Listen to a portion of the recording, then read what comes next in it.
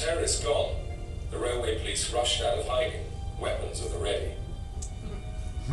Kassab and Ismail had killed 52 people at the station and wounded more than 100. So it has happened before. Multiple shooters, multiple targets, all coordinated at the same time, making it almost impossible for the law enforcement to deal with it.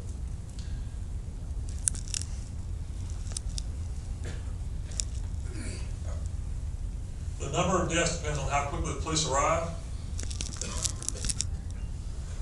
think I screwed it up. There we go. And the number of targets available. Did you ever see those pictures? You got a hallway full of students, or you got an empty hallway. Target availability. If there's nobody to shoot at, it's going to be hard to kill somebody. So that kind of sets us up into what we're going to go into, how we're going to deal with these shooters. 3 minutes. Anybody understand what have a guess what that is? Besides the ones that were here for the last class. 3 minutes is the average response time for law enforcement in this country to an active shooter event. The fastest active shooter event for law enforcement. That's pretty quick. That's real quick. But when you're in a gunfight, 3 minutes is a long time, isn't it? A lot of people can die in 3 minutes. When seconds count, police are only minutes away. Yeah. We're trying. We're getting there as fast as we can. And we're willing to do whatever it takes to stop this. We're coming. What we need from you is to hang on for 3 minutes. 3 minutes is what we need. Let us get there and let's deal with the bad guy. Can we fight for 3 minutes? Can we fight for our lives for 3 minutes? Can we do something for 3 minutes? That's what we're asking. If you guys can do that, we'll take care of the rest. I need 3 minutes. This is what we're going to talk about, what we want you to do. Denial.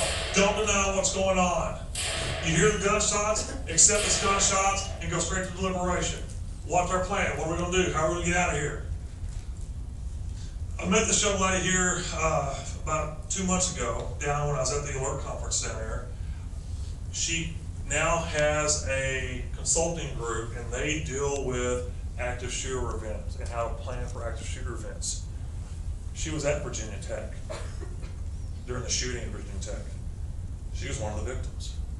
She was shot multiple times in one of the classrooms. She survived. She wasn't going to school to be a active shooter consultant. She decided on that career path after she survived the incident. I got to meet her and talk to her down there. She's a very impressive young lady. So let's hear what she talked about, what they did that day and why it didn't work. So this is pretty important. This day, I ended up sitting in exactly the same seat I always did, in the back right-hand corner on the right side of the class. What we don't know is that this time someone is downstairs and he's chaining all 3 doors shut. There's supposed to be desks there. Oh, you guys can see. We heard the first gunshots outside in the hallway, and my teacher, she opened the door. She immediately slammed it and she said, "Call 911." And the second that door closed, he walks in. He walks in shooting. There's absolutely no time. He goes to the other side of the classroom by the windows. He's holding 2 guns. He doesn't say anything. He just starts going down the rows of people. It's very quick. It's very loud. It's very scary. We had these very shitty desks. I get on the floor. I put my knees under the chair, my stomach on the seat, hands overhead, eyes are closed. As the shots keep going, and it's, like I said, very loud, I can tell it's getting closer and closer. And I'm telling myself, brace yourself, your turn is going to come. Now, I didn't know what that meant. Like, I didn't think I was going to get shot, but I knew that something really serious was going on. And I knew for whatever reason that I should just play dead. He shoots me. The first time's in the back. And you'd be surprised, getting shot doesn't hurt that much because shock overtakes you, but it starts to like burn and really kind of seep in, and that's when it gets really uncomfortable. It's not pleasant. He leaves the first time, he goes across the hall, and while he's gone, cell phones are ringing, people are coughing, and the smell of gunpowder has like completely filled the room. Gunpowder is like this really sticky, pungent, warm smell, and it just makes you very, very thirsty.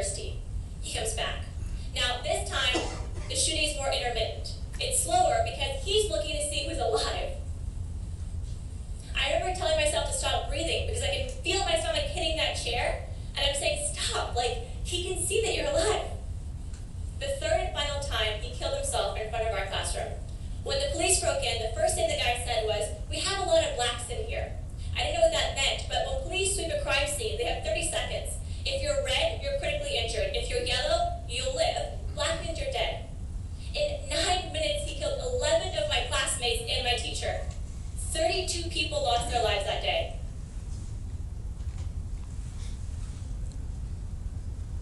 What was our tactic for survival that day? Laying dead. Laying dead. In her classroom, 100% of the people in the classroom were shot. All they did was lay there and play dead. Most of them wound up dead. Is that a successful strategy for us? That does not work. We can't do that. Hiding under the desk. What stuff do we have in here that's built here nowadays, whether it's built in America or anywhere else?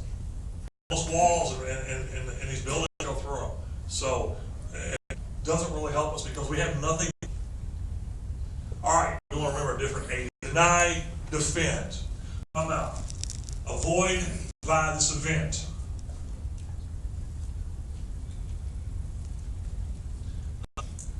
What are people scared to do?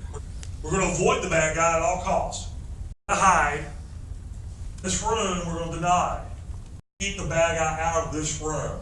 If we can do that, can we save a couple hundred lives today?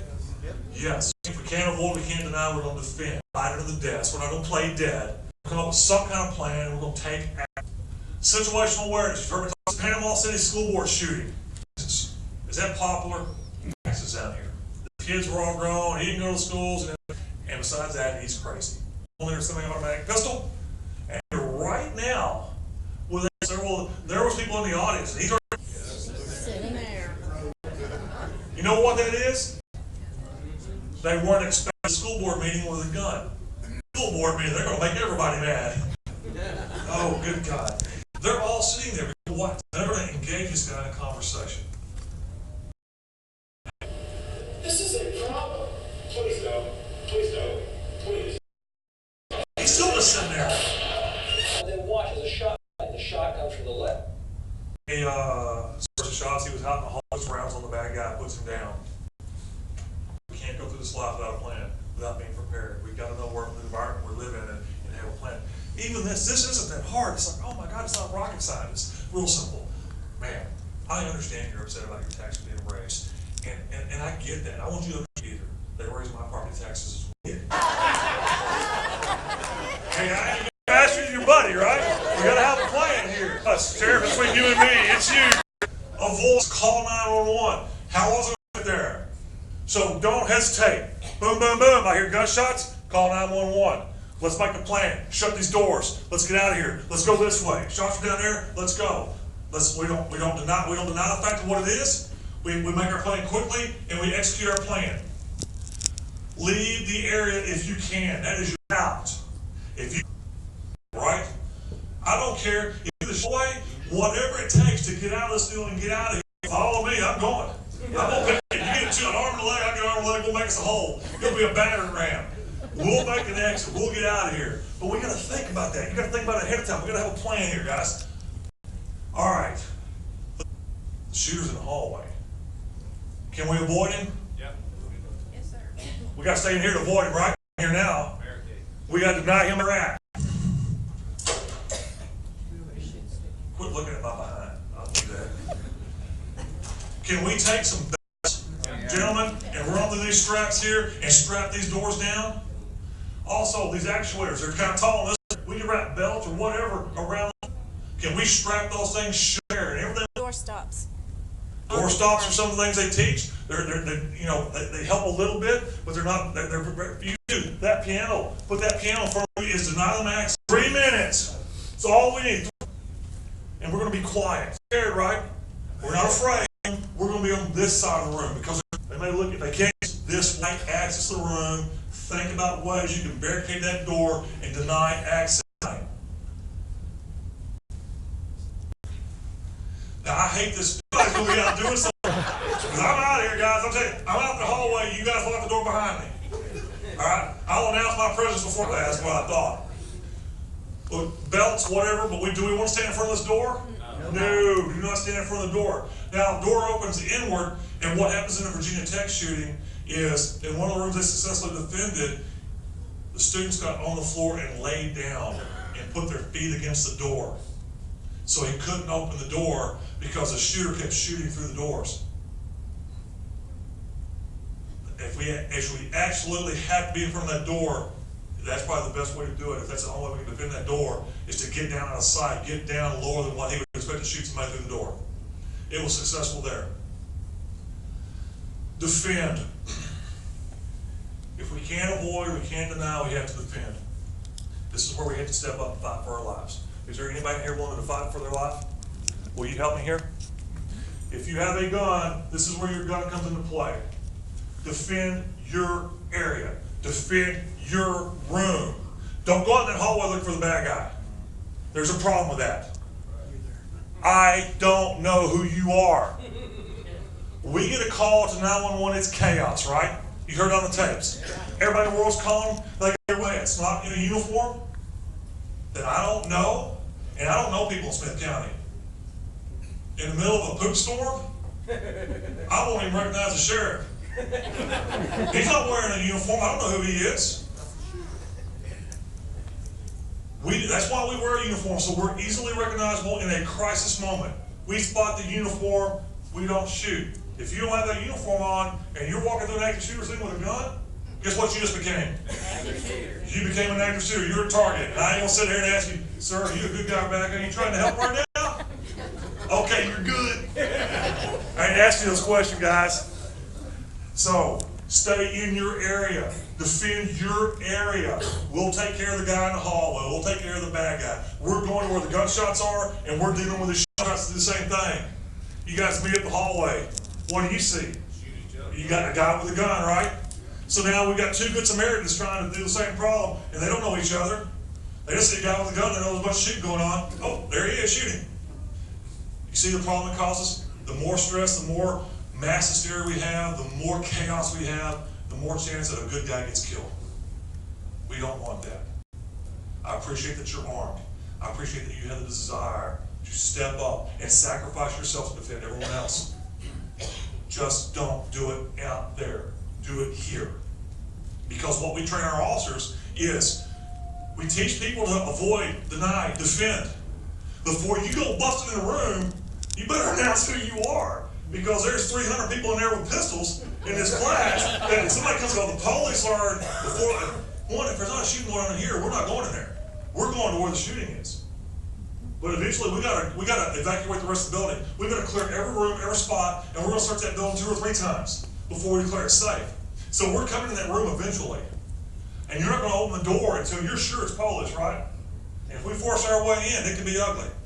So we're gonna announce ourselves before we come in that room, because we know you're gonna defend the room. That's what we want you to do, that's your job. Avoid, get away from them. Deny access if you can't avoid them, and then defend your area. Talking about defending, Lieutenant Brian Murphy, he's a Yankee, but he's a good Yankee. So, 1, he stayed up there. 2, he's a fighter. Sunday morning, he gets a call. There's a shooting at a mosque in his town. It's not good, they got an active shooter. He looks on the GPS, and guess who's the closest person there? He is. He doesn't hesitate, he goes, he pulls in. He's got a patrol rifle with it, and we're very blessed here, Smith County. All the deputies have patrol rifles, have access to patrol rifles. I carry my own, I like it, it's a very nice rifle. My wife bought it for me, God bless her. He has a patrol rifle. He's got it in a locked rack in the car, and it's malfunctioning. And he knew it was malfunctioning. It's very difficult to get it out if it wants to stick. So, but he's really close, he's on scene, and he says, I don't have time to jack with that. So he leaves his rifle in the car, he gets out and starts approaching the mosque. He's got 2 down in the parking lot, and he says, crap, this is what it is, right? We've got a shooter, I got 2 people down, they're dead. The denial phase is over. I need to go back to my car and get my rifle. Well, as he turns to go back to his car, the holster on his hip and a rifle come walking. I'm my target. and he draws his gun, and by the time he comes up and says, at the same time, and he still puts him down, but he's not out of the fight. He starts looking for the bad guy. He has lost the guy. Bad guy has, what do we do with our adversary? Not flank again. He goes down. He stands 6 feet away from him and shoots him and shoots him. His wife is going to be pissed. They were 2 weeks away from going to a trip to Destin, Florida. His wife wanted to go to Destin, Florida, and he knew that trip was going to be postponed. This wasn't good. Did he think, I'm going to die today? Did he think, I'm in a bad spot here, I'm scared? His first thought was, does that sound like somebody who's going to survive this incident? Not over and over, shooting stops. And the whole time to get to his car, to get his rifle, I'm going to survive. And when I get my rifle, this is going to end bad. There's a pause. What was the back? He was shot in the back of the head.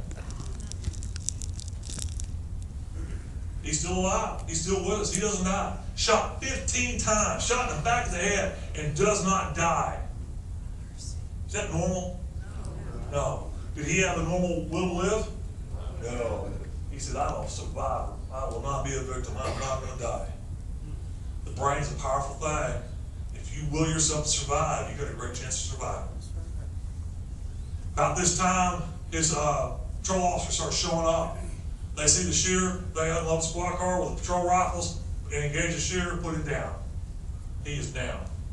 They come running over and see the lieutenant down the ground, and he is shot to pieces. They look at him, and the lieutenant, he can't even talk. He can just talk in a whisper. Still, he can't talk. He tore up his larynx. He can't talk. All he can do is whisper. He tells them, go to the mosque. There's people in there who need your help. He didn't know how bad he was. He needed their help. They scooped him up and took him, got an ambulance for him, and they got him out of there and they saved his life. They saved his life that day. He was a fighter. He wasn't going to die that day. Mental mindset, guys. All right, we talked about Virginia Tech a while ago. The shooter, after he killed a couple people in the dorms, he goes clear across campus to the Norris building. He goes in the Norris building and he chains the doors shut. The Norris building is a 2-story building. It's like a big castle. It has huge, thick stone walls. It has very huge, thick oak doors. He chained them shut. Long was a bad day for us because one of the problems that we had, if they said Sandy Hook was locked down until they got there. Same thing here with Virginia Tech. Then if I started shooting people in that room, as you cross the sun, they had a late dinner